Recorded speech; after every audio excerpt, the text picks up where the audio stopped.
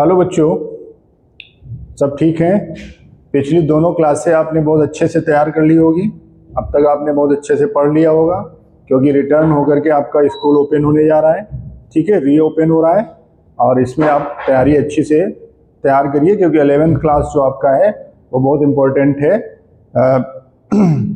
तो पिछली क्लासों में जो मैंने आपको दिया था वहाँ पर हम लोगों ने डिस्कशन कर लिया था Rutherford model, drawback of Rutherford model, black body radiation पे भी हमने वर्क किया था, photo electron photo electric effect पे भी वर्क किया था। ठीक है, बहुत अच्छे से। तो मैं अमरीश गौर आपको आज एटॉमिक स्पेक्ट्रा और बोर मॉडल पर छोटी सी क्लास आपको दे रहा हूँ। बहुत इंपॉर्टेंट चीज है ये और बहुत इंपॉर्टेंट टॉपिक है, जिससे आप बहुत अच्छे से तैयार कर सकते हैं। तो सबसे पहला जो टॉपिक है इस चैप्टर का, एटॉमिक स्ट्रक्चर में एटॉमिक स्पेक्ट्रा। एटॉमिक स्पेक्ट्रा क्यों आया और क्यों इसकी जरूरत पड़ी, इसका सबसे बड़ा रीजन क्या है कि सबसे पहली चीज तो जो हमको लाइट आपको दिख रही है, थोड़ा थ्योरेटिकल पार्ट है आपका। जो लाइट हमको दिख रही है या जो कलर हमको दिखते हैं, तो ये कलर हमको क्यों दिखते हैं, उसका क्या रीजन है। ठीक है, ऐसे ही किसी भी एलिमेंट के बारे में जब हम समझते हैं, एलिमेंट के बारे में, किसी सॉल्यूशन के बारे में हम लोग डिस्कशन करते हैं, तो सॉल्यूशन को डिसॉल्व करते हैं। जब सॉल्यूशन को डिसॉल्व करेंगे तो वहां पर हमको डिफरेंट टाइप का कलर दिखेगा, कोई दूसरे कलर का होगा, कोई ब्लू कलर का होगा, कोई येलो कलर का होगा। तो क्यों होगा, क्या रीजन है इसका, तो इसी के लिए हम स्पेक्ट्रम पढ़ेंगे। और दूसरा जो सबसे बड़ा मेन कारण ये है स्टेबिलिटी ऑफ द एटम। और स्टेबिलिटी जो ड्रॉबैक रदरफोर्ड का था उसमें स्टेबिलिटी ऑफ द एटम और हाइड्रोजन स्पेक्ट्रम पर इन्होंने डिस्कशन नहीं किया था, हाइड्रोजन स्पेक्ट्रा को नहीं एक्सप्लेन कर पाए थे। तो वही चीज यहां पर आपको हम स्पेक्ट्रम में बताएंगे कि स्पेक्ट्रम क्या होता है और एटॉमिक स्पेक्ट्रा क्या होता है। ठीक है, चलिए हम लोग चलते हैं। सबसे पहले डिस्कस करते हैं कि स्पेक्ट्रम क्या होता है, क्या है स्पेक्ट्रम। तो सबसे पहले हम लोग छोटी सी चीज पढ़ लेते हैं, स्पेक्ट्रम। स्पेक्ट्रम क्या है? स्पेक्ट्रम जैसे बीम ऑफ लाइट, सनलाइट, जो सनलाइट आपकी प्रिज्म से होकर के निकालते हैं, तो उसमें जो डिफरेंट टाइप के कलर हमको दिखाई देते हैं। अब वो कलर क्या है? जैसे कलर हमारा विग्योर बनता है, वैसे ही हमारा आकाश में भी, बादल में भी बनते हैं कलर। तो वो क्यों बनते हैं? ठीक है, तो यहां पर क्या है, डिफरेंट वेवलेंथ और फ्रीक्वेंसी, का एसोसिएशन होता है, और वो कहां पर जाती है, एंगस्ट्रॉम में। तो उसका जो मेन पॉइंट है वो क्या है, स्पेक्ट्रम है। ठीक है, अब पर्टिकुलर किसी टॉपिक पे पढ़ते हैं तो क्या है, वो एटॉमिक स्पेक्ट्रम है। एटॉमिक स्पेक्ट्रा, अब हम एटॉमिक स्पेक्ट्रा जैसे यहां पर पढ़ रहे हैं कि एटम का स्पेक्ट्रा क्या होता है। तो एटॉमिक स्पेक्ट्रा हमारा दो तरीके का होता है, एक हमारा होता है एमिशन और दूसरा हमारा होता है एब्जॉर्प्शन स्पेक्ट्रा। एमिशन और एब्जॉर्प्शन क्या होता है? एमिशन और एब्जॉर्प्शन, एमिट करना और एब्जॉर्ब करना, दो तरीके से यहां पर भाई जब कोई फॉल ऑफ लाइट पड़ेगी किसी पर, तो उससे जो एमिशन होगा वो क्या होगा, एमिशन स्पेक्ट्रा में आएगा। और जो हमारा किसी में एब्जॉर्ब किया, कोई सॉल्यूशन, कोई कंपाउंड एब्जॉर्ब कर रहा है, एब्जॉर्ब करने के बाद जो रेडिएशन हमको मिलता है, जो डिफरेंट टाइप की फ्रीक्वेंसीज हमको मिलती है, वो क्या है, एब्जॉर्प्शन स्पेक्ट्रा। तो जरा फिगर से समझिए, यहां पर एक हमने जैसे डिस्चार्ज ट्यूब ले ली, जैसे आपने डिस्कवरी ऑफ इलेक्ट्रॉन और प्रोटॉन में आपने लिया था, और इस डिस्चार्ज ट्यूब में हमने क्या किया है, ये डिस्चार्ज ट्यूब कंटेनिंग हाइड्रोजन, और इसमें हमने क्या किया है, हाइड्रोजन फिल कर दिया है। क्या फिल किया है, हाइड्रोजन गैस फिल कर दी है। यहां पर ये देखिए स्प्लिट, ये स्प्लिट ऑफ लाइन है। इस लाइन से यहां पर सीधे क्या कर रहा है, ये प्रिज्म से होकर के इसको हम क्या कर रहे हैं, निकाल रहे हैं। ये देखिए प्रिज्म है, रखा हुआ है। तो जो रेडिएशन यहां से निकल रहा है इस पॉइंट से, इस वाले पॉइंट से, यहां पे होल है, यहां से जो रेडिएशन निकल रहा है वो प्रिज्म पे जाकर के फॉल हो रहा है, गिर रहा है। और जैसे प्रिज्म पे गिर रहा है तो देख रहे हैं हमारे पास एक लाइन, 2, 3 और 4, 4 लाइनें हमको दिख रही हैं। और यहां पर ये हमको स्पेक्ट्रम दिख रहा है। क्या दिख रहा है? इसको हम क्या बोलते हैं, स्पेक्ट्रम।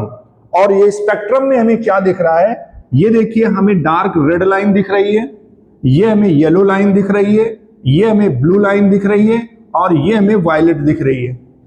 तो विग्योर जो हम पढ़ते हैं तो यहां पर 7 कलर हमको दिखाई देते हैं, लेकिन यहां पर हमको क्या देख रहे हैं, 4 कलर दिखाई दे रहे हैं। ठीक है भाई, हमने एक डिस्चार्ज ट्यूब ली, उसमें हाइड्रोजन हमने फिल कर लिया, इलेक्ट्रोड ये आपके लगे हुए हैं, चार्ज किया, इसको बैटरी से ज्वाइन किया, यहां से कुछ रेडिएशन निकली, वो रेडिएशन सीधे हमने क्या किए, प्रिज्म पे डाली, और प्रिज्म से हमारा ये क्या मिल रहा है, ये रेडिएशन हमको मिल रही। आगे हमारा फोटोग्राफिक प्लेट लगा हुआ है, और उस फोटोग्राफिक प्लेट पे कुछ इंडिकेशन हो रहा है, कहीं पर पॉइंट आपको नजर आ रहा है रेड, कहीं पर येलो, कहीं पर ब्लू, कहीं पर वायलेट नजर आ रहा है। तो ये क्या है, ये जो हमें प्लेट दिखाई दे रही है, ये जो हमें प्लेट दिखाई दे रही, यही है हमारा स्पेक्ट्रम। इसको क्या बोलते हैं, स्पेक्ट्रम बोलते हैं। ठीक है, अब ये हमारा जो है एमिशन है। अब इसको एमिशन हम कैसे बोलेंगे, ये जाकर के यहां पर क्या हो रहा है, एमिट हो रहा है, एमिशन कर रहा है, एमिट कर रहा है, और एमिशन मतलब दे रहा है, हमको निकाल रहा है। ठीक है, इसलिए इसको हम क्या बोलते हैं, एमिशन बोलते हैं। तो एमिशन में जब हम बोलते हैं तो एमिशन की डेफिनेशन क्या बोलती है, क्या कहती है, ईच एलिमेंट हैज ए, जितने भी एलिमेंट हैं वो क्या कर रहे हैं, each element has a unique line emission, जितने भी एलिमेंट हैं उनकी एक यूनिक लाइन है एमिशन स्पेक्ट्रम, उसको हम क्या बोलते हैं, एमिशन स्पेक्ट्रम बोलते हैं। The wavelength of these radiation are characteristics of the element and do not depend upon the, ये जो वेवलेंथ हमारी है आपका, हमने कई बार आपको पीछे भी बताया था, वेवलेंथ पे डिपेंड करता है। तो जो ये वेवलेंथ है, इनका जो वेवलेंथ ऑफ दीज रेडिएशन, जो रेडिएशन हो रहा है उनकी जो वेवलेंथ हमको मिल रही है, ये कैरेक्टरिस्टिक्स है। क्या कैरेक्टर है इसमें, of the element and do not depend on the source, ये सोर्स पर डिपेंड नहीं करती, फ्रॉम विच द रेडिएशन, जो रेडिएशन हमको मिलती है, मतलब जो रेडिएशन हमारे पास आ रही है वो किस पर डिपेंड नहीं करती, किसी भी सोर्स पे डिपेंड नहीं करती कि कहां से वो निकली है। ठीक है, जैसे एग्जांपल इसका देखते हैं एमिशन का, सोडियम और मरकरी। फॉर एग्जांपल सोडियम और mercury give the same spectral line. जो सोडियम हमारा होता है, ये सोडियम है, और मरकरी, ये दो हमारे एलिमेंट हैं, इनमें जो स्पेक्ट्रम लाइन हमको मिलती है वो सेम मिलती है। When an electric discharge is pass through them, अगर हम इनमें इलेक्ट्रिक डिस्चार्ज पास करते हैं, ठीक है, when they are heated in the flame, इनको क्या करते हैं, हीट करते हैं फ्लेम में। ठीक है, these spectra can used to identify element and are therefore called the fingerprint of element. जैसे हम लोग फिंगरप्रिंट नहीं लगाते कि हमारा फिंगरप्रिंट यहाँ पे मोबाइल में हम फिंगरप्रिंट लगा देते हैं तो हमारी फिंगर को एब्जॉर्ब करता है। ठीक है, तो दूसरे का फिंगर क्यों नहीं लग जाता आपके उसमें, भाई जैसे आपने फिंगर लगाया है तो दूसरे का भी लग जाना चाहिए और मोबाइल ओपन हो जाना चाहिए। तो उनकी एक अलग अलग वेवलेंथ है, जैसे हर एलिमेंट की अलग अलग वेवलेंथ है, हर एलिमेंट अलग अलग एमिशन कर रहा है, तो वैसे ही हमारा भी फिंगर किसी दूसरे से मैच नहीं करेगा, फिंगर और आई। ठीक है, दो चीजें हैं यहां पर, और वही चीज क्या है, स्पेक्ट्रम है। जो आज आप फिंगरप्रिंट लगाते हैं यही स्पेक्ट्रम है। ठीक है, तो ये क्या दे रहा है, जो हमें फ्रीक्वेंसी देगा वो किसकी फ्रीक्वेंसी होगी, सोडियम की फ्रीक्वेंसी होगी, और मरकरी की फ्रीक्वेंसी यहां पर सेम नजर आएगी, लेकिन फिर भी कुछ न कुछ डिफरेंस होगा, ऐसा नहीं है कि बिल्कुल सेम होगा, कुछ न कुछ वेवलेंथ में चेंज होगा। ठीक है, वही चीज कह रहा है, thus these spectrum can be used to identify element। ये स्पेक्ट्रम एलिमेंट को आइडेंटिफाई करते हैं कि ये एलिमेंट हमारा है element, and these are therefore called the fingerprint of element. इसको हम क्या बोलते हैं, फिंगरप्रिंट ऑफ एलिमेंट बोल देते हैं। ठीक है, तो ये हमारी एक डेफिनेशन हो गई। अब डेफिनेशन जो कह रही है वो देखिए, स्पेक्ट्रम में क्या कह रहा है, यहां पर अगर हम स्पेक्ट्रम की बात करते हैं तो क्या बोलता है, स्पेक्ट्रम में जरा देखिए, अगर हमारा ये एमिशन स्पेक्ट्रा है तो एमिशन स्पेक्ट्रा में अगर हमारे पास रेड लाइन केवल मिल रही है, केवल रेड लाइन हमको मिल रही है तो इसकी फ्रीक्वेंसी अलग होगी। अगर हमारे पास येलो लाइन मिल रही है तो इसकी फ्रीक्वेंसी अलग होगी, कोई अलग अनदर एलिमेंट होगा। ब्लू है तो अलग होगा, वायलेट है तो अलग होगा। ठीक है, ये चीज हम लोग जानते हैं। लेकिन ये सारे किस में आते हैं, विजिबल में आते हैं। किस में आते हैं, विजिबल रीजन में आते हैं। पीछे वाली क्लास में मैंने आपको रीजन भी बताए थे, कितनी फ्रीक्वेंसी पर विजिबल मिलता है, कितनी यूवी मिलता है, कितने में रेडियो वेव मिलती है, वो सारी फ्रीक्वेंसी मैंने आपको बताई थी। और मैंने ये भी कहा था आगे इसका यूज होगा, आगे केवल हमारा यूज किसका है, विजिबल का यूज है और कोई यूज नहीं है। दूसरा देखिए आता है हमारा, दूसरा टाइप है एब्जॉर्प्शन स्पेक्ट्रा। एब्जॉर्प्शन स्पेक्ट्रा और एमिशन स्पेक्ट्रा में क्या डिफरेंस है। अब देखिए ये सोर्स है हमारा, सोर्स क्या है, सनलाइट है। यहां पर हमारा सनलाइट है, ये हमारी स्प्लिट है यहां पे, यानी होल किया गया है। इस होल से सनलाइट यहां पे हमने पास की और यहां पर इसमें क्या भरा हुआ है, NaCl का सॉल्यूशन भरा हुआ है। तो NaCl सॉल्यूशन ने क्या किया, सनलाइट को अब्सॉर्ब किया। यहां से जब एमिशन हुआ, सनलाइट को अब्सॉर्ब करने के बाद ट्रांसमिटेड लाइट यहां से निकलने के बाद, इस सॉल्यूशन से निकलने के बाद, यहां पर कोई सॉल्यूशन नहीं था, डायरेक्ट हमने प्रिज्म पे डाला था। यहां पर इसने क्या किया, इस लाइट को अब्सॉर्ब कर लिया। यहां से ट्रांसमिटेड लाइट हुई, वो हमने कहां पे डाली, प्रिज्म पे डाली। ठीक है, तो एक हमको बैंड नजर आया, फोटोग्राफिक प्लेट हमने डाली, जो रेज यहां से निकली, एक हमको बैंड नजर आया। अब बैंड में देखिए क्या है, यहां पर कोई लाइन नहीं, क्या दिख रहा है, दो डार्क लाइन। ये देखिए हल्की लाइन दिख रही है और दो हमारे पास डार्क लाइन दिख रही ना। तो हल्की लाइन और डार्क लाइन, जो हमारा यूरिन का आइडेंटिफिकेशन किया जाता है, तो एक प्लेट आपकी होती है, उस पर यूरिन डाल दीजिए, उससे पता चल जाता है क्या है क्या नहीं है। वो क्या है, स्पेक्ट्रम ही है, स्पेक्ट्रम से इनको पता चलता है। वही चीज हमारा यहां पे भी आ रहा है, एक हमको डार्क लाइन दिख रही है और एक हमको हल्की लाइन दिख रही है। किसके लिए, ये हाइड्रोजन एटम के लिए, emission of hydrogen spectra, absorption of hydrogen spectra. तो यहां पर जो हमने सॉल्यूशन लिया है वो क्या लिया है, NaCl का सॉल्यूशन लिया है। और NaCl में हमारा क्या है, सोडियम मेटल अवेलेबल है। हम जानते हैं NaCl में सोडियम मेटल, तो सोडियम मेटल की तो फ्रीक्वेंसी देगा और किसकी देगा। ठीक है, क्लियर है, इसमें कोई डाउट नहीं। डेफिनेशन देखिए क्या कहती है इसकी, डेफिनेशन देखिए एब्जॉर्प्शन स्पेक्ट्रा की क्या बोलती है।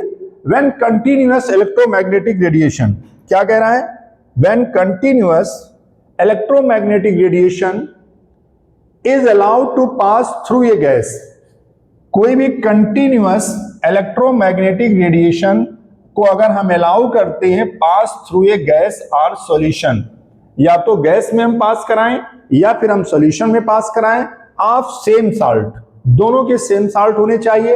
एंड ट्रांसमिटेड लाइट, जो ट्रांसमिटेड लाइट है यानी जो सॉल्यूशन से होकर गई थी, जो ट्रांसमिटेड लाइट थी जो सॉल्यूशन से होकर के गई थी, ये देखिए ट्रांसमिटेड लाइट, ये देखिए ये हमारी ट्रांसमिटेड लाइट है, ये सॉल्यूशन से होकर गई थी। ठीक है, तो यहां से निकली जो ट्रांसमिटेड लाइट है वो क्या कह रही है, एनालाइज, क्या कर रही है, एनालाइज कर रही है seen on otherwise continuous spectrum. क्या दे रही है, analyse we obtain a spectrum in which dark line are seen on a otherwise continuous spectrum. क्या दे रही है, एक कंटिन्यूअस स्पेक्ट्रा दे रही थी। दीज डार्क लाइन, जो डार्क लाइन पीछे मैंने आपको बताई, इंडिकेट दैट, क्या इंडिकेट करती है, रेडिएशन ऑफ करेस्पॉन्डिंग वेवलेंथ। किसको इंडिकेट कर रही है, रेडिएशन ऑफ करेस्पॉन्डिंग वेवलेंथ को बता रही है। Have been absorb by the substance, क्योंकि वो सब्सटेंस को क्या किया है, सब्सटेंस ने क्या कर लिया, एब्जॉर्ब कर लिया है। क्लियर। फिर क्या कहता है, the substance from the white light, जो सब्सटेंस में हमने सनलाइट डाली थी वो कैसी थी, व्हाइट लाइट थी। This type of spectrum is called absorption spectra. ऐसे स्पेक्ट्रम को हम क्या बोलते हैं, एब्जॉर्प्शन स्पेक्ट्रा के नाम से जानते हैं। नहीं समझ में आई बात। अगर हम कोई कंटिन्यूअस इलेक्ट्रोमैग्नेटिक रेडिएशन, शॉर्ट में समझिए, अगर हम कोई कंटिन्यूअस इलेक्ट्रोमैग्नेटिक रेडिएशन किसी भी साल्ट सॉल्यूशन से होकर के निकालते हैं, यहाँ पे गई लाइट, तो यहां से जो हमें मिलती है वो ट्रांसमिटेड लाइट मिलती है, और इस ट्रांसमिटेड लाइट को जब हम प्रिज्म से निकालते हैं तो हमें एक कंटिन्यूअस डार्क लाइन मिलती है। यही डार्क लाइन हमारी क्या है? Absorption spectrum. Clear? For example देखिए, इसका एग्जाम्पल क्या कहता है? White light is pass through the sodium vapour. अगर हम इन व्हाइट लाइट को सोडियम वेपर में पास कराते हैं, सोडियम NaCl हमारा बॉयल हो रहा है, उसकी वेपर हमारी मिली, अगर उसको हम पार कराते हैं तो two dark line appear in the yellow region. दो डार्क लाइन हमको मिलेंगी कहां पर? येलो रीजन में, जो येलो वेवलेंथ को एब्जॉर्ब कर रहा होगा। ठीक है? Of the spectrum corresponding to the two yellow line of the emission spectrum of the sodium. On the other hand, when white light is pass through the hydrogen gas, अगर इसी को हम हाइड्रोजन गैस में डालते हैं तो dark line are seen in the absorption spectrum is 656 and 486 nanometre. इनकी जो वेवलेंथ होगी वो कितनी होगी? 656 और 486 नैनोमीटर के आसपास होगी, या फिर 69। क्लियर? इतनी बात आ गई समझ में? ये हमारा क्या बोलता है? एब्जॉर्प्शन स्पेक्ट्रम बोलता है। ठीक है? अब यहां पर कुछ हमारे पास जो है वो क्या बना दी गई, इसी के बेस पर सीरीज बन गई। अब इस सीरीज में क्या होता है? सीरीज, इसको 6 सीरीज में डिवाइड कर दिया गया। सीरीज में कैसे डिवाइड किया गया? वो वेवलेंथ पर डिपेंड करती है, कितनी वेवलेंथ है। तो बहुत लंबा प्रोसेस है ये। अब लंबे प्रोसेस को सीरीज में डिवाइड कर दिया गया, और उन सीरीज को हम क्या बोलते हैं?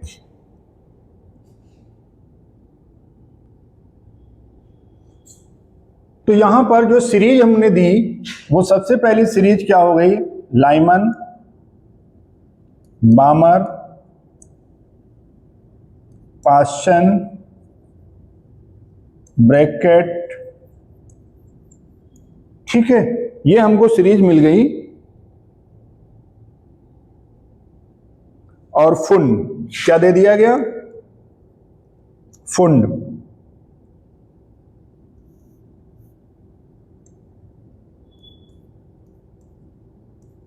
ये हमारी सीरीज है। अब इन सीरीज में आपको क्या ध्यान देना है?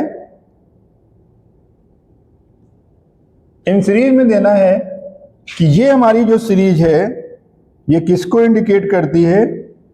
यूवी लाइट को, और बामर से विजिबल रीजन को,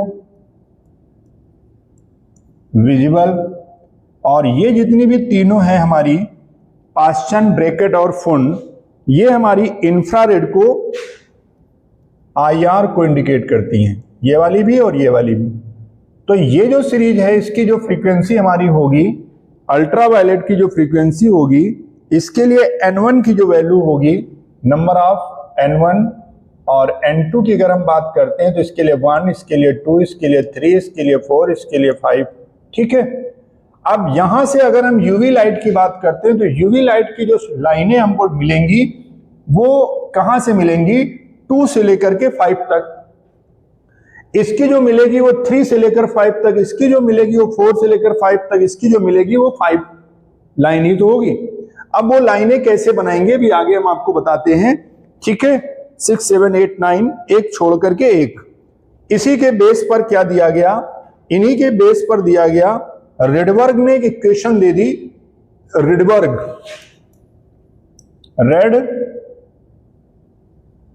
रेडबर्ग इक्वेशन। ये जो रेडबर्ग इक्वेशन आई, ये क्या आइडेंटिफिकेशन करने के लिए आई? रेडबर्ग की जो इक्वेशन है ये हाइड्रोजन इक्वेशन को आइडेंटिफाई करने के लिए जो आई, वो हमारा जो है वो वेवलेंथ यानी लैम्डा, इसको निकालने के लिए आई, कितनी वेवलेंथ होगी। तो इन्होंने जो इक्वेशन बनाई वो इक्वेशन क्या दी? 1/लैम्डा वेव नंबर, और इक्वल टू किसके होगा? R, और यहां पर होगा N1 square minus N2 square. ये इक्वेशन इन्होंने दे दी। ठीक है, इस इक्वेशन में जो इन्होंने दिया वो आर की जो वैल्यू है, ये रेडबर्ग कांस्टेंट है, रेडबर्ग कांस्टेंट, और इसकी जो आर की वैल्यू है, जो आर है ये कांस्टेंट है और इसकी वैल्यू है 109,077। ये हमारी वैल्यू होती है। अगर हमारी ये वैल्यू है तो इससे हम क्या निकालेंगे, वेवलेंथ निकाल लेंगे। ये हमारी क्या है, वेवलेंथ है। वेवलेंथ, किस वेवलेंथ में वो वर्क कर रहा है, उस वेवलेंथ से हमें पता चल जाएगा कि किस सीरीज में आपका वो जंप कर रहा है। N1 में है, ब्रैकेट में है, फुंड में है, यूवी में है, किस में है, वो वहां से रेडबर्ग इक्वेशन से हमको कंफर्म हो जाएगा। अभी इस पर न्यूमेरिकल कराते हैं। इस पर न्यूमेरिकल जनरली पूछा जाता है, क्या है इसका न्यूमेरिकल, इस पर हम लोग डिस्कस करेंगे। ठीक है, तो देखिए जरा क्या कह रहा है। कह रहा है what is the wavelength of light emitted when the electron is hydrogen atom undergoes transition from energy level n equal to 4 to an energy level within n equal to 2. What is the color of radiation? Radiation का जो colour होगा वो क्या colour आएगा, यहां पर ये चीज आपको समझनी है। ठीक है, in the Rydberg equation spectral line corresponding n1 equal to 3 and n2 equal to 5, calculate the wavelength and frequency of this spectral line. यहाँ पे फ्रीक्वेंसी और वेवलेंथ निकालनी है। To which the spectral line does not line belong, कितनी कौन सी spectral line को belong करेगा। थर्ड में क्या कह रहा है, in which region of the electromagnetic spectrum will this line fall, किस लाइन पर जाकर के गिरेगा। तो यहाँ पर जो हमारा जो फार्मूला है वो रेडबर्ग का फार्मूला जो हमारा यूज होगा वो किस तरीके से हम यूज करेंगे वो हम आपको बता रहे हैं। तो यहां पर जब हम फार्मूला आपका पुट करेंगे तो क्या फार्मूला पुट करेंगे, 1/λ equal to R 1/n1 square 1/n2 square. ये हम फार्मूला लगाएंगे तो आर की वैल्यू क्या होगी 109,077। अब n1 की जो वैल्यू होगी वो क्या हो जाएगी, यहां पर 2 और 4 दिया गया है ना, लेवल विद इन 2 और level within 4 to n energy, यानी 4 से 2 में जा रहा है तो n1 की वैल्यू कितनी हो जाएगी 2 स्क्वायर और 1/4 स्क्वायर। तो इतना तो कैलकुलेशन आसान आपका हो जाता है। 977 1/4 माइनस 1/16। ठीक है, अब इसे जब आप कैलकुलेट करेंगे, इसका जब एलसीएम आप लेंगे तो एलसीएम कैलकुलेट करने पर कितना आ जाएगा 109,077 इंटू 12/64, ये हमारा आ जाएगा। और जब हम इसको कैलकुलेट करेंगे, इस वैल्यू को कैलकुलेट करेंगे तो हमारा जो कैलकुलेशन आएगा तो 1/λ है, यहाँ पे लैम्डा निकालना है। तो जब लैम्डा हम निकालेंगे तो वैल्यू हमारी क्या आ जाएगी 64/109,077 इंटू 12। ठीक है, तो वैल्यू हमारी आ जाएगी 486 इंटू 10 की पावर, जो 10 की पावर होगी वो कितनी आ जाएगी -5 सेंटीमीटर। क्या आ जाएगी -5 सेंटीमीटर। ये हमारी क्या आ गई, वेवलेंथ आ गई। इसको क्या बोलेंगे हम, वेवलेंथ। ठीक है, अब अगर हमारी वेवलेंथ आ रही है लैम्डा इक्वल टू 486 इंटू 10 की पावर -5 सेंटीमीटर, ये वैल्यू आ रही है, तो इतनी फ्रीक्वेंसी को एब्जॉर्व कर रहा है। ठीक है, यानी इस फ्रीक्वेंसी पर हमारी लाइन आ रही है, और जब इस फ्रीक्वेंसी पे लाइन आएगी तो कलर ऑफ रेडिएशन क्या होगा, ब्लूइश कलर आ जाएगा। यानी जो हमें दिखेगा वो क्या दिखेगा, ब्लूइश कलर हमको दिखाई देगा। ये हमको नजर आएगा ब्लूइश ग्रीन, ये कलर हमको दिखाई देगा। ठीक है, इस तरीके से न्यूमेरिकल आते हैं। तो थोड़ा सा यहाँ पे कैलकुलेशन थोड़ा टफ पड़ेगा, मल्टीप्लाई डिवाइड, बाकी हम आसानी से निकाल सकते हैं। तो ये वेवलेंथ, इन वेवलेंथ की फ्रीक्वेंसी आपको याद करनी होगी, ठीक है।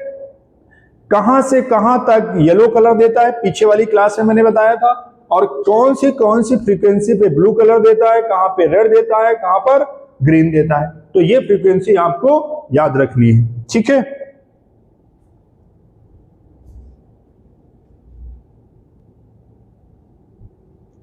नेक्स्ट देखिए क्या कहता है। नेक्स्ट उसी पर क्वेश्चन है,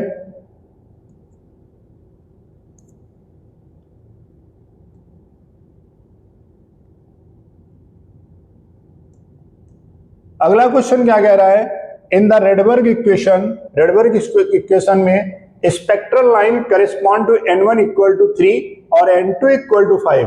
कैलकुलेट क्या करनी, वेवलेंथ कैलकुलेट करनी है।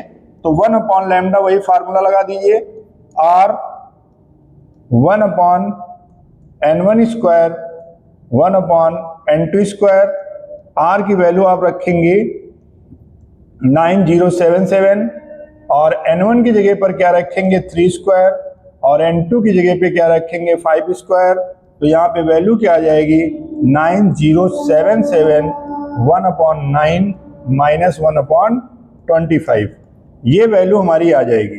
अब ये वैल्यू जो हमारी आएगी तो कितना आ जाएगा, मल्टीप्लाई करके कितना आ जाएगा, 25 से 9 जाएगा तो कितना बचेगा 16, 16 अपॉन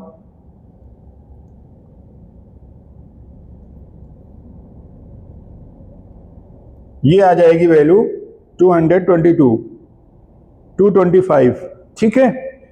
जब इसको हम कैलकुलेट करेंगे तो ये हमारा आ गया 1 अपॉन लैम्डा। तो लैम्डा इक्वल टू जब हम निकालेंगे तो कितना आ जाएगा 225 डिवाइडेड बाई 109,077 इनटू 16। तो लैम्डा की जो वैल्यू आ जाएगी ये कितनी आ जाएगी 1282 आ जाएगी। लैम्डा की जो वैल्यू हमारी दी गई है वो 1282 नैनोमीटर आ गई। क्या आ गई 1282 नैनोमीटर, ये हमारी वैल्यू आ गई, ठीक है। ये हमारा वेवलेंथ पूछ रहा है। दूसरा क्या पूछ रहा है, to which spectral series does this line belong. ये स्पेक्ट्रल जो सीरीज है किस लाइन को बिलोंग करती है। तो फ्रीक्वेंसी निकाल लीजिए। इसके लिए हम क्या करेंगे, सेकेंड पार्ट के लिए, ये हमारा पहला पार्ट आ गया। सेकेंड पार्ट के लिए हमें निकालना है, फार्मूला लगाना है nu equal to c upon lambda, ये लगाना है। सी हमारा क्या है, न्यू मतलब फ्रीक्वेंसी। स्पेक्ट्रल लाइन पूछ रहा है तो फ्रीक्वेंसी निकालनी है। कह रहा है कि which spectral line does this line belong. तो सी हमारा दिया है वेलोसिटी ऑफ लाइट 10 की पावर 8 और ये हमारा दिया गया है नैनोमीटर 1282, ये हमारा दे दिया गया है। जब हम ये वैल्यू हम रखेंगे यहां पर तो हमारा आ जाएगा 2.34 इंटू 10 की पावर 14, 2.34 इंटू 10 की पावर 14 सेकेंड इनवर्स, ये वैल्यू आ जाएगी। यहां पर नैनोमीटर रखेंगे तो 10 की पावर 9 हो जाएगा, ठीक है। जब इसको हम कैलकुलेट करेंगे तो हमारी फ्रीक्वेंसी कितनी आ जाएगी, ये हमारी फ्रीक्वेंसी निकल के आएगी, ठीक है। ये आपको याद रखना है।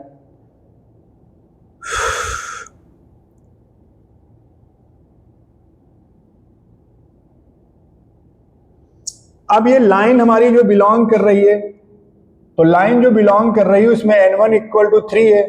तो तीसरी लाइन हमारी क्या थी, लाइमर, बामर और पास्चन। थर्ड लाइन हमारी क्या थी, पास्चन सीरीज को,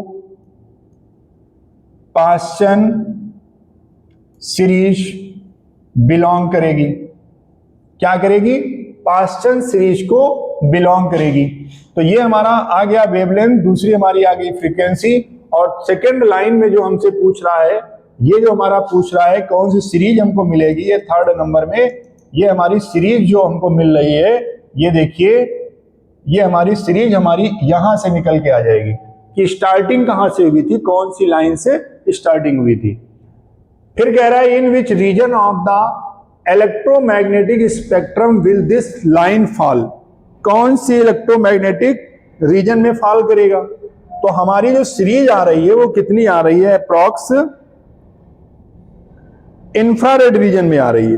क्या आ रही है, इसका जो रीजन हमारा होगा वो क्या होगा, इंफ्रारेड रीजन देगा, क्योंकि फ्रीक्वेंसी हमारी ये आ रही है और वेवलेंथ से इसको हम पकड़ लेंगे। 1282 नैनोमीटर हमारी वेवलेंथ आ रही है, और वेवलेंथ और फ्रीक्वेंसी, चाहे फ्रीक्वेंसी से आप इसको पकड़ लीजिए चाहे वेवलेंथ, अगर इस वेवलेंथ पे आ रहा है तो इंफ्रारेड रीजन को फॉलो करेगा। यानी जो हमारा ये जो पॉइंट आपसे पूछा गया है वो किस रीजन को ला रहा है, इंफ्रारेड रीजन को ला रहा है। ठीक है, अगला क्वेश्चन देखिए क्या कहता है। अगले क्वेश्चन में इसी टाइप के क्वेश्चन आपको करने हैं, और इस टाइप के क्वेश्चन में जो हम कर रहे हैं, ये जो क्वेश्चन हमने किए हैं इसी लाइन से आपको करने हैं। इसके बाद में और जब न्यूमेरिकल में कराऊंगा तो पूरी सीरीज से न्यूमेरिकल कराऊंगा। यहाँ पर हमने रडबर्ग कांस्टेंट की वैल्यू रखना बता दिया है कि किस तरीके से आप वैल्यू करेंगे, किस तरीके से इतनी चीजें निकालने के लिए आती हैं, या तो फ्रीक्वेंसी, या तो वेवलेंथ, या फिर कलर, या फिर इलेक्ट्रोमैग्नेटिक स्पेक्ट्रल लाइन। इस तरीके से हम लोग पढ़ते हैं इसको, तो ये याद करने वाली चीजें हैं। अब जो इंपॉर्टेंट चीज है इसका क्या है, बोर मॉडल है। अब बोर मॉडल जो स्टार्ट हुआ वो क्यों स्टार्ट हुआ, क्या जरूरत पड़ गई बोर मॉडल की। ठीक है, बोर मॉडल की क्या जरूरत पड़ी, तो हमने क्या किया था, ड्रॉबैक पढ़े थे। किसके ड्रॉबैक पढ़े थे, ड्रॉबैक आप किसके पढ़ के आए हैं, रदरफोर्ड मॉडल के। किसके, रदरफोर्ड मॉडल, इसके ड्रॉबैक पढ़ के आए। अब जो ड्रॉबैक था वो क्या था, stability of the atom. Atom की स्टेबिलिटी पर इन्होंने डिस्कस किया, तो इन्होंने कोई नई चीज नहीं दी, जो उन्होंने बोला उसी पर इन्होंने वर्क किया। क्या बोला, जो इन्होंने बोला, जो उनके ड्रॉबैक थे वही इन्होंने बोला, स्टेबिलिटी ऑफ द एटम। तो पहला जो पोस्टुलेट दिया इन्होंने, an atom consist of small, atom क्या एक छोटा होता है और पॉजिटिवली चार्ज न्यूक्लियस, उसका जो न्यूक्लियस होता है वो पॉजिटिवली चार्ज होता है। अब देखिए, ये जैसे इसका न्यूक्लियस हो गया, ये पॉजिटिवली चार्ज है, और इन्होंने बताया कि यहां पे सर्कुलर पाथ है, ये सर्कुलर पाथ है, ये सर्कुलर पाथ है, फिर ये सर्कुलर पाथ है, फिर ये सर्कुलर पाथ है। ठीक है, ऐसे ही इसके पाथ में कई सर्कुलर पाथ हैं। अब इन सर्कुलर पाथ को इन्होंने क्या नाम दे दिया, इन्होंने जो नाम दिया है वो इनका एनर्जी लेवल दिया है। इसको हम K बोलते हैं, इसको L, इसको M, इसको N एंड सो ऑन।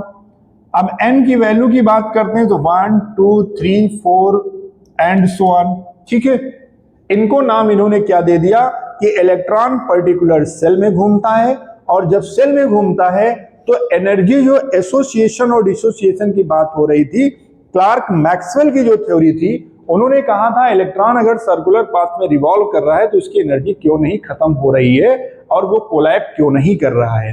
तो इन्होंने क्या बताया, इलेक्ट्रॉन कोई एनर्जी एमिट नहीं करता है, ना तो वो एब्जॉर्ब करता है, वो पर्टिकुलर सेल की एनर्जी से घूमता है। जो सेल की एनर्जी है, सेल की एनर्जी को ही एब्जॉर्ब करता है और उसी से रिवॉल्व करना स्टार्ट कर देता है। ठीक है, जब इसी से रिवॉल्व करना स्टार्ट करेगा तो इलेक्ट्रॉन की कोई एनर्जी नहीं होगी। ठीक है, इनको नाम क्या दे दिया इन्होंने, एनर्जी लेवल नाम दे दिया। ये क्या है, इनको नाम दे दिया एनर्जी लेवल। इनको सबको क्या नाम दिया, एनर्जी लेवल, एनर्जी लेवल नाम दे दिया। ठीक है, और इनको दूसरा नाम क्या दिया, इनको नाम हमने सेल दे दिया। ठीक है, इलेक्ट्रॉन सेल में रिवॉल्व करेगा और एक फिक्स एनर्जी लेवल में जंप करेगा। ठीक है, फिक्स एनर्जी लेवल में रिवॉल्व करेगा, उसकी कोई एनर्जी नहीं होती। ऑर्बिटल की जो जिसमें सर्कुलर पाथ है न्यूक्लियस के चारों ओर, उनकी खुद की एक एनर्जी है, उस एनर्जी को लेकर के ये रिवॉल्व कर रहा है। ठीक है, इतनी बात आई समझ में। अब देखिए दूसरा जो पॉइंट कह रहा है वो क्या कह रहा है, the energy of an electron in the orbit does not change with time. अब दूसरा क्या कह रहा है, ये जो ऑर्बिट है जिनमें इलेक्ट्रॉन घूम रहा है, इसकी एनर्जी समय के साथ परिवर्तित नहीं होगी या चेंज नहीं होगी, कि आज इसकी एनर्जी लेवल कुछ और है, 10 किलोमीटर पर आवर है, कल इसकी एनर्जी 20 किलोमीटर पर आवर हो जाए या 5 किलोमीटर पर आवर हो जाए, ऐसा नहीं होगा। एनर्जी कंटिन्यू उतनी ही करेगा जितनी उसने करना स्टार्ट किया था। ठीक है, अगला जो पॉइंट कह रहा है वो पॉइंट क्या कह रहा है, only those orbit are allowed in the angular momentum of the electron is integral multiple of h/2π। जितने भी ऑर्बिट अलाउड हैं, ये जितने भी ऑर्बिट इसके बने हुए हैं, ये ऑर्बिट हमारे क्या करते हैं, इन ऑर्बिट में इनका जो एंगुलर मोमेंटम है, angular momentum of this electron is integral multiple of h/2π। h/2π का इंटीग्रल मल्टीपल है। अगर हम इंटीग्रल मल्टीपल की बात करें तो क्या है, h/2π का इंटीग्रल मल्टीपल होगा h/2π। अगर हम ऑर्बिट की बात करते हैं तो नंबर ऑफ ऑर्बिट उसमें बहुत सारी है, तो नंबर ऑफ ऑर्बिट अगर बहुत सारी है तो इसको हम क्या लिख लेते हैं, nh/2π।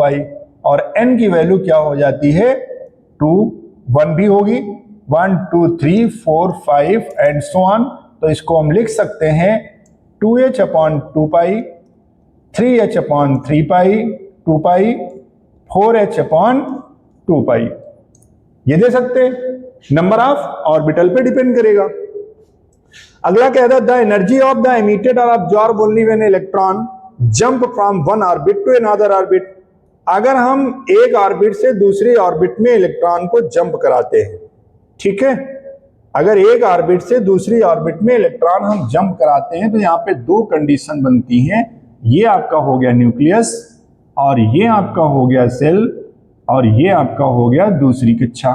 ठीक है, जब इलेक्ट्रॉन जंप करता है, मान लिया इलेक्ट्रॉन यहां पर जंप कर रहा है, इलेक्ट्रॉन यहां पर अवेलेबल है, यहां पर इस पोजीशन में, तो जंप करेगा तो यहां पर आ जाएगा, तो ये इसका हो जाएगा E1 और ये हो जाएगा E2 और इस समय क्या करेगा, एनर्जी एमिटेड का काम करेगा, सॉरी एब्जॉर्ब करेगा,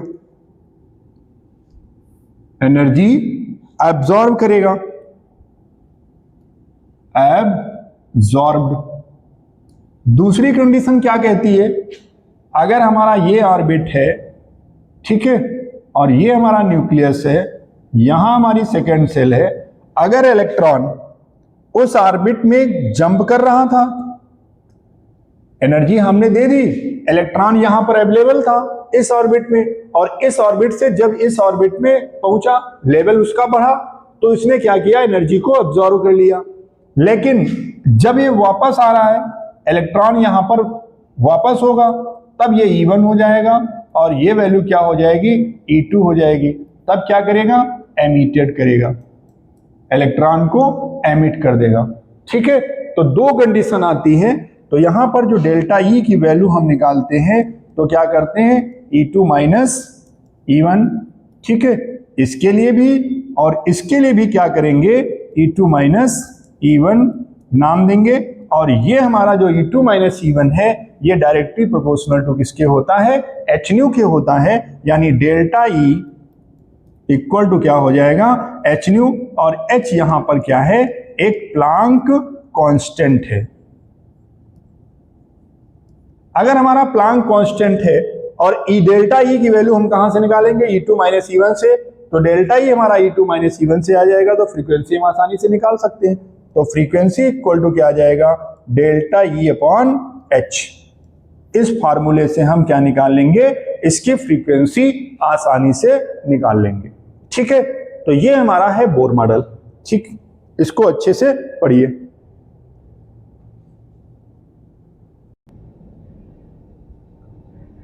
अब देखिए यहां पर क्वेश्चन जनरेट होता है, क्वेश्चन ये जनरेट होता है कि स्टेबिलिटी इन्होंने कैसे दी। क्वेश्चन क्या जनरेट हुआ, स्टेबिलिटी।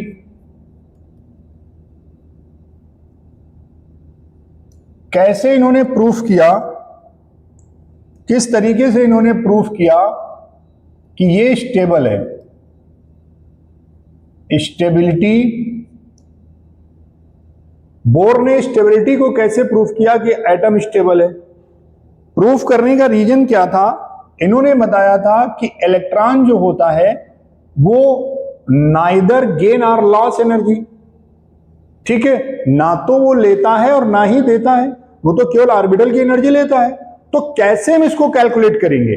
तो कैलकुलेट करने के लिए इन्होंने जो एनर्जी का फार्मूला दिया वो इन्होंने क्या दिया, जो न्यूमेरिकल में यूज होगा, 1/4 पाई एप्सिलॉन 0, ठीक है, स्क्वायर इंटू 2 पाई स्क्वायर Me4, 2 पाई square Me4 upon n square h। ये इन्होंने जो फार्मूला निकाला, इस फार्मूले से इन्होंने एनर्जी, ऑर्बिटल की पर्टिकुलर एनर्जी को डिफाइन किया, ठीक है, न्यूमेरिकल में इसका यूज होगा। अब देखिए, इसको सिंपल करने के लिए इन्होंने क्या बताया कि इसकी जो वैल्यू होती है, इसकी वैल्यू है 9 इंटू 10 की, यानी 4 पाई एप्सिलॉन 0 की जो वैल्यू है वो क्या है, 9 Nm न्यूटन मीटर स्क्वायर और कूलम स्क्वायर, ये इसकी वैल्यू है। अगर हम इसकी वैल्यू यहां पुट कर दें और पाई की वैल्यू पुट कर दें, मास हम यहां पर पुट कर दें, चार्ज हम इलेक्ट्रॉन का पुट कर दें, प्लैंक कांस्टेंट की वैल्यू पुट कर दें, तो हमारे पास फार्मूला क्या निकल के आता है, 2.17178, ठीक है। ये सब, ये भी कांस्टेंट हो गया, ये भी कांस्टेंट है, ये भी कांस्टेंट, ये भी कांस्टेंट, ये भी कांस्टेंट, तो बचा क्या, नंबर ऑफ ऑर्बिट ही तो बचा, इंटू 10 की पावर -18, इंटू 10 की पावर -18 अपॉन n स्क्वायर, ये हमारे पास बच जाता है। इसको हम क्या लिखते हैं, जूल। ये वैल्यू हमारी आती है joule atom inverse, joule atom inverse. और इसी को अगर हम किलो जूल में कन्वर्ट कर लें, किस में कन्वर्ट कर लें, किलो जूल में, तो वैल्यू हमारी क्या आ जाती है, 1312 अपॉन n स्क्वायर, ठीक है, ये वैल्यू आ जाएगी kilo joule mole inverse, mole inverse. अब यहां पर एक चीज और आपको ध्यान देनी है कि यहां पर माइनस का साइन जो लगा हुआ है, ये माइनस का साइन क्या इंडिकेट करता है, ठीक है, हाइड्रोजन एटम फॉलो करने के लिए, ये stability of hydrogen atom, hydrogen atom की स्टेबिलिटी को इस फार्मूले से इन्होंने दिखाया। ये जो माइनस का साइन यहां पे इंडिकेट हो रहा है, जो माइनस का साइन यहां पे लगेगा, वो क्या बताता है, क्या डिफाइन करता है, माइनस, माइनस का साइन हम तब लगाएंगे जब एनर्जी एमिटेड और एब्सॉर्ब, ठीक है, ये चीज आपको ध्यान रखनी है। तो यहां पर इस फार्मूले से हम लोग क्या निकाल लेंगे, किसी भी पर्टिकुलर रेडियस ऑर्बिट की, जो हमारा ये ऑर्बिट है कि इलेक्ट्रॉन यहां पर घूम रहा है, इसकी एनर्जी ले रहा है, तो इन दोनों की जो एनर्जी है हमारा, वो हम यहां से इस फार्मूले से पर्टिकुलर हाइड्रोजन एटम के लिए हम इसको यूज करेंगे, ठीक है, ये नोट कर लीजिए।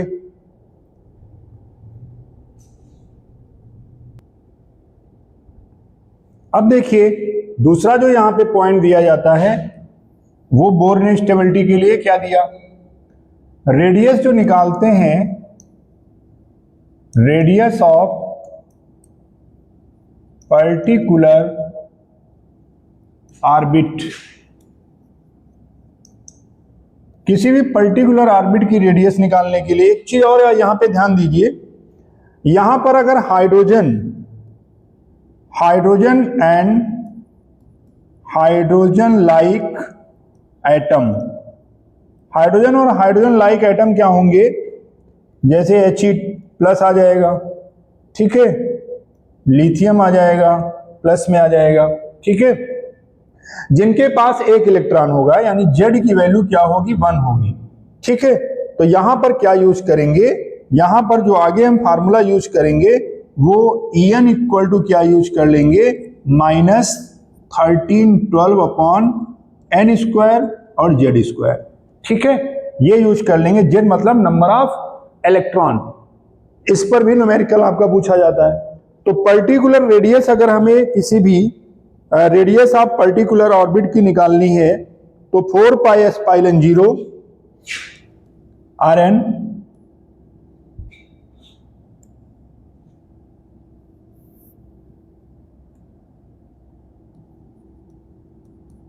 4 पाई एप्सिलॉन 0, ठीक है।